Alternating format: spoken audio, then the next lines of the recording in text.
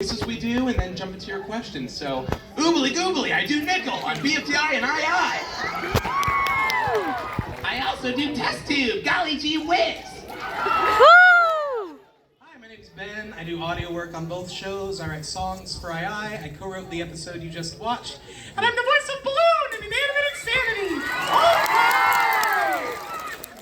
Hey guys, I'm Michael, and you might know me as the voice of Pencil from Bfdi. I also voiced Pen, who you saw in Teapot 19. Oh, no. My favorite character to voice has to be 4 from Bfdi. Hi everyone, I'm Carrie, and speaking of 4, I happen to voice one of his friends. But I also voice a low-pitched character. You can't forget about me, I'm Spongy! I'm Spongy Plus. Hi, I'm Joseph. I'm a writer and director for Bfdi, including that episode you just watched, and I also voiced 15! Hi, I'm Sondering Emily, and I voiced 1 in Teapot, Down to Make a Deal! And I also voiced Pepper from II. Salty Salt, I'll save you! Awesome. All right, we're ready to jump in. We'll start right over here.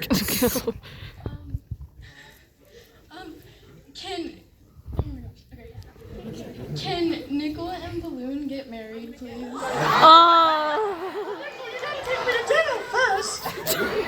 Well, I hear there's a really cool new restaurant, that we could go to, that pizza cutter owns. So maybe we'll start there and then go, maybe marriage will be way in the future. Maybe. We'll see. We'll see. Thank you very much. Going great Yeah, next one here. We don't have to. Okay, my question in Paintbrush's exit interview, some of the questions weren't quite answered. This one, including the Kit Kat question. My question is, what is Paintbrush's opinion on Kit Kats? Well, I feel like, Kit Kats are a really good candy. I feel like, I'm a fan of Reese's personally, but I feel like Paintbrush maybe more of a Twix kind of person. Yeah, Okay. So I don't know if that, I don't quite know other than that, but anything better? I don't know if Paintbrush is that into candy in general. I feel like Paintbrush would want to eat a little healthier. I feel like Lightbulb is the one with the sweet tooth, and Paintbrush is the one who's always like, Lightbulb, maybe eat a vegetable sometime. Well, there you go. Yeah, thank you so much. Yeah, next one here. So we saw that OJ and Paper are canon now, right? Are any other ships gonna be canon in II? Ooh, well, now that we do have a canon ship in the show, I feel like anything stated in this Q&A right here could potentially be a spoiler for the future. So, we can't get into specifics, but, the floodgates are open. Floodgates are definitely open. Keep watching season 4. All right, yeah, thank you very much. Yeah, next one here. Yeah, right over here.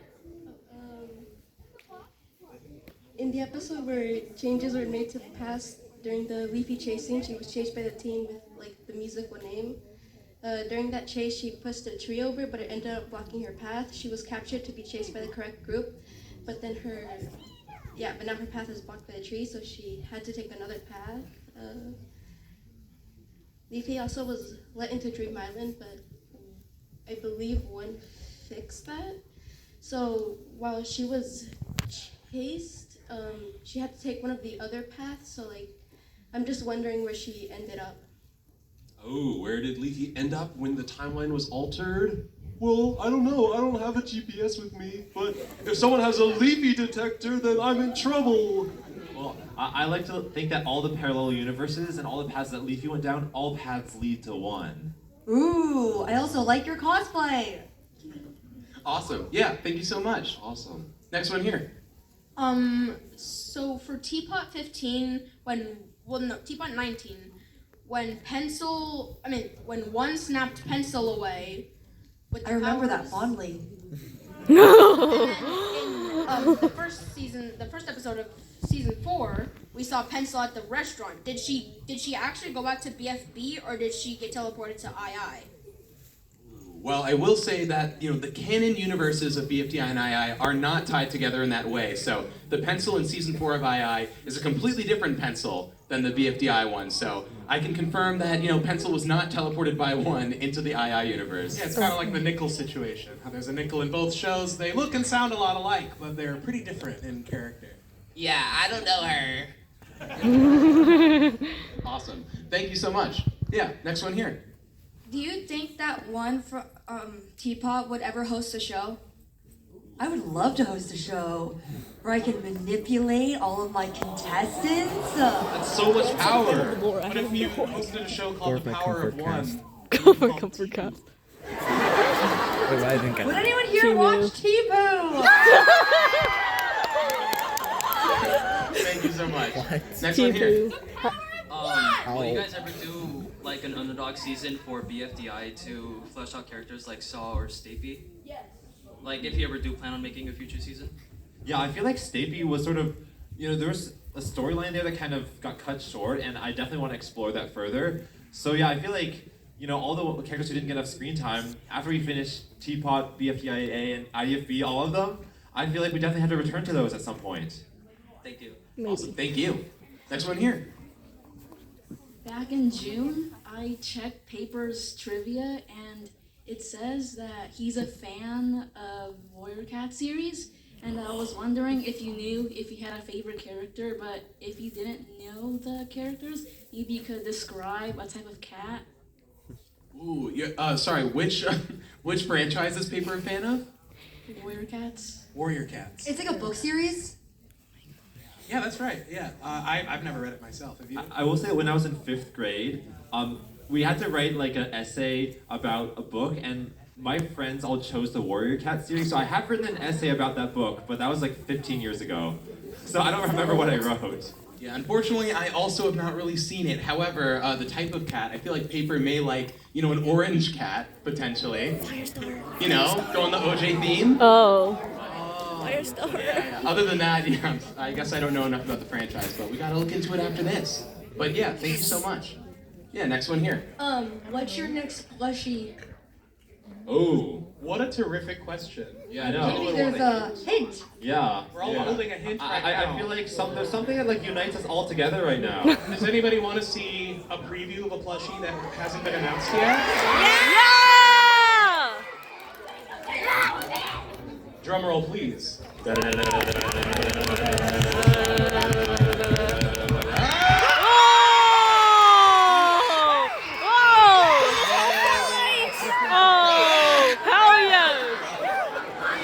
You can take that as prize. Oh my god, that's so big.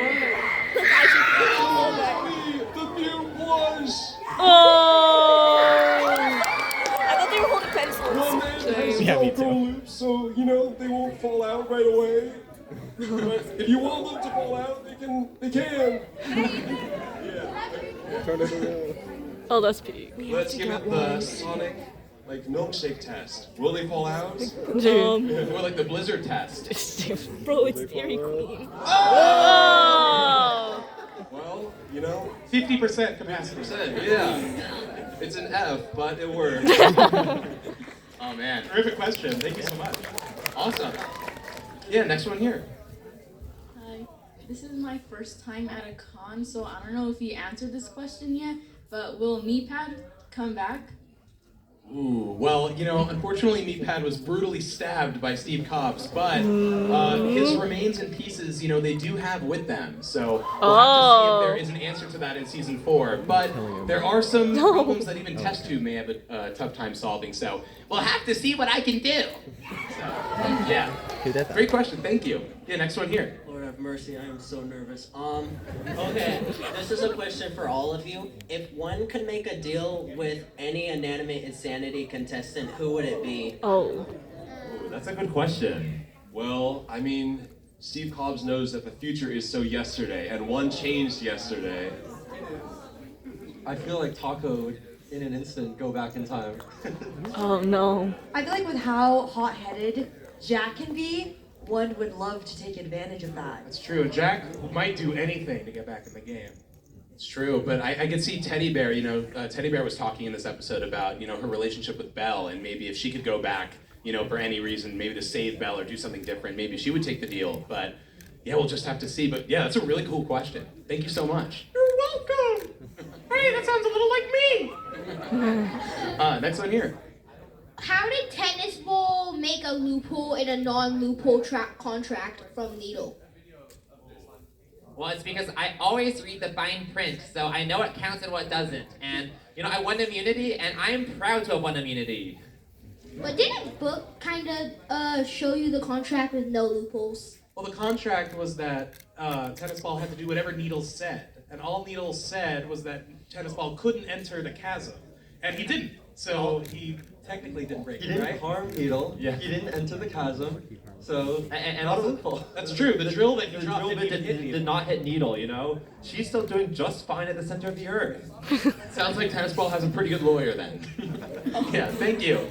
Next one here. You look fantastic. I love Thank the you. box. Yeah, I love amazing cosplay. Awesome. Thank you. I love Box so much. Anyways, my question's actually about her. After Box's elimination in season 2, she got into a lot of hijinks. From breaking out of the locked closet early, showing up in various locations, completing a physical challenge during Fan-Fantastic features, and even painting in the comics. As we now know, she was dead during this period of time. Could you please explain?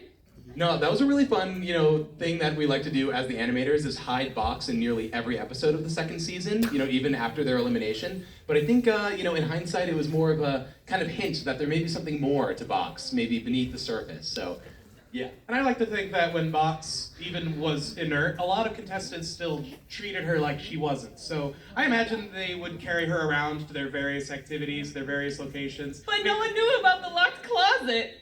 Who let her out? Maybe we need to explore that in a short, like we could the continuing adventures of Box. Please, I need that so bad. That's really cool. Yeah, thank you so much. Awesome. Next one here. I have a question. Why do yo-yo berries make you like metal and not like stone or anything else? Ooh, well, yeah, that is a chemistry question. We need to ask Golf Ball, who knows the answers.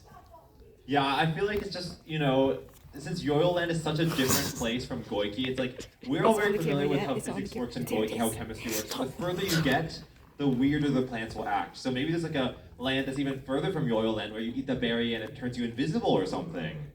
Yeah, there are many mysteries to yo-yo berries. Awesome. Yeah, thank you. Next one here. Hey, it's me again. So you guys have been doing this show for like a decade and a half now. So if, and this is again an if question, if you inevitably retire, who would you want to pass the torch down to for running the show? Or even just like voicing the characters when you can't do it anymore? Well, I will keep voicing one until Oh yeah, well I was gonna say until they kick me out. One thing that's like given me like good hope that you can stay in this industry for a long time is the creators of Homestar Runner. They still like voice acted for Homestar recently, and I feel like they've been doing this for 25 years.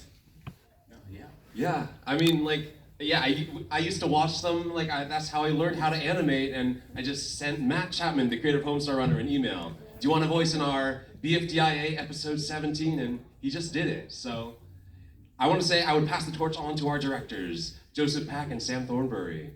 Yeah, and so many of the people who work on both shows, started as fans of the shows, younger. So it's been really cool to have so many people growing up with it now be such a large part of it. But yeah, thank you so much. Great question. Yeah, next one here. Hi guys. Carrie, I love your suit. It's so great. I love it. Thank you so much. I mean, this is my first time wearing it in public. When I bought it, I was like, there's no way I'm wearing this outside. But my friends were like, you have to. So it has all the IDFB. Do a spin! Oh yeah. Spin. Spin, spin, spin, spin, spin, spin. Yeah! But yeah, the designs were drawn by Michael in 2016, so I feel like even though this is new, it has history. So when people ask, who are you wearing? You can say, Michael. Oh yeah, I'm wearing Michael right now. Luxury brand. It's from the intro of IDFB, where I just decided I'm going to draw faces hand-drawn on the characters in 2016, and this is the result. That's true. All right, well, my question has been marinating in my head since last convention 2024, so I'm very excited to finally ask. I had an idea. Would you ever consider making like a piece of merch that's like Mike's diary that like would have her entries in it, or a notebook that you could just write in yourself? I think that'd be interesting. That is really, really cool. We do have or at least had at one point, a Me Phone notebook that we did sell, but that sounds a lot cooler. I think that'd be really neat. Is there any book in the BFDI world that's being worked on potentially? We do have comic books on the way. We have artists working on them. Look forward to those. And I also know that one of our friends, Webs for Evs, has a diary product that actually opens like a diary. So, it's already been done, but we'll look into it too. And I know we already showed the Fries plush, but do y'all want to see another thing that's coming soon? Yes! Oh my god, what is in there? Yeah, dig them out. Who's inside? They're in fries. Who's in fries right now? Is it a mini egg? It's me. I can't see it. It's a There's tiny more than just one, though. tennis ball. Is that Golf ball. It's the two tennis balls. I hope they two come in a sports pack. balls. I hope But they that's come not in a all. There's one more. There's one more. There's another?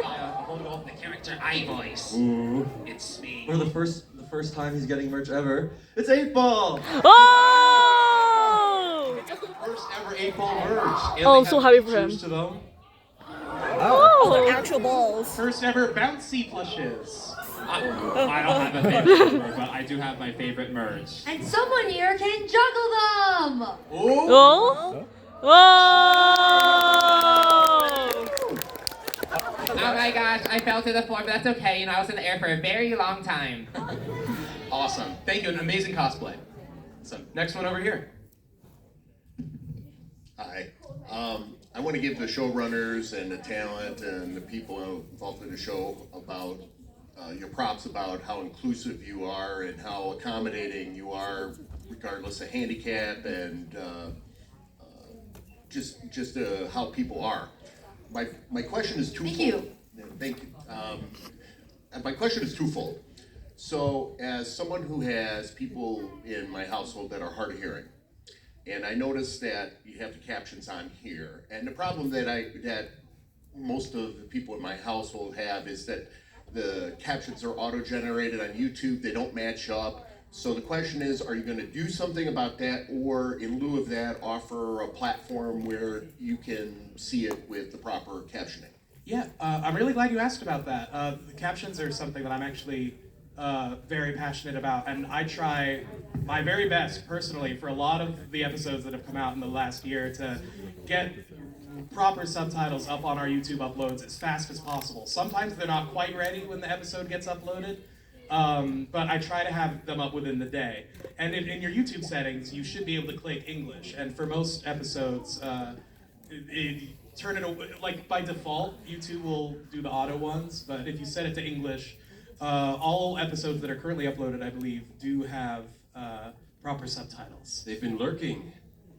Yeah, but I think it's just really nice, like, when the community grew, like, at the beginning when we had, like, 10 viewers, they were all our friends, but as it's grown, we've sort of gotten to meet more people with, like, different identities and different, situations in life, so I think it's really awesome that, we're trying to make it more accessible to more people, and I will say that Ben has been up until, like, 1 or 2 a.m. sometimes doing subtitles, because we'll upload it at, like, 11:59 p.m. Our upload schedule can be a little unpredictable sometimes because we'll know it's supposed to come out in the day, but there'll be last-minute changes and edits and things we need to make, and timing can change, so it can be difficult to coordinate the subtitles with that. The goal is to have no episode go up without subtitles. No. And our other crew member, Taffy Margie, has also been working on the subtitles as well. So every episode, actually, I'll see messages popping up in our chat about who's responsible for the subtitles this time around. So yeah, definitely expect that for future episodes. It's a super important accessibility feature, and we try to take it as seriously as we can and make sure that they're up right when the episode is, or very, very soon after the episode is up. Yeah. Thank you so much for the question. Thank you very much. Yeah, next one here. Okay, so if my friend and me want to know if marker would have been purple, would you bring him back purple? Ooh. Wait, is the question, like, what color would he be other than purple? Yeah. Well, I've always felt I would look good in a bright red, like the seats in this house, or theater, like red like that. We gotta paint him. Well, I know there's a game called Find the Markers, and I play the game as well, but in that game there's markers of every color, so you get to see what he can look like in every color. Thank you for the question. Purple is the best color, though. Oh, I don't know. I am purple too. I agree. You more like you're green. Thank you very much. Right over here. Hello, I have a question. I'm not sure if this has already been asked for, but in BFDIA 21, Pin mentions that she's only friends with people who are pretty. So, does she think Coiny is pretty? Well, I think I meet the standards at least. I think Coiny is pretty. I think she might find everyone except for Leafy pretty. Awesome. Thank you. And we only have enough time for a few more questions, but we'll try to get through as many as we can in that time. Yeah. Also, I next love one. your cosplay. So awesome. This is a little silly, but I wanted to know what tennis ball and golf ball's favorite FNAF animatronic would be. Well, I'm a yellowish green, and Springtrap is also yellowish green, so I'll pick Springtrap. As someone who always is a fan of mechanics, I'm a fan of anyone who is withered. Oh. Awesome. Yeah, thank you. And are you Yin Yang, by the way? So cool. Yeah, thank you so much. Yeah, next one here. Hi, I'm Jaden, and here's my question to the BFDI crew. How did the Elgibillions got their powers or abilities? I stole mine.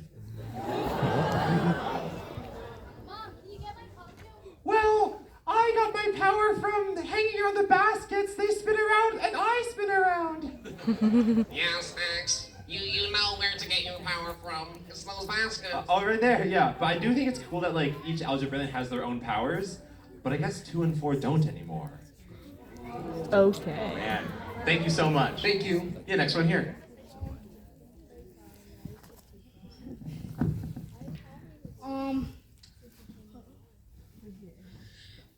So, 4 trapped 1 in the moon for like years.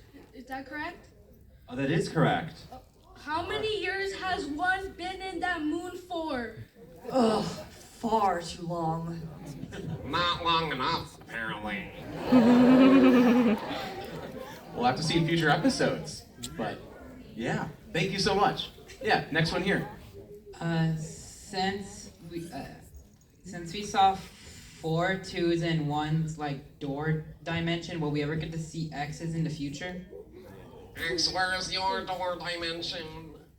My door dimension is the size of a closet, so you can't really fit inside.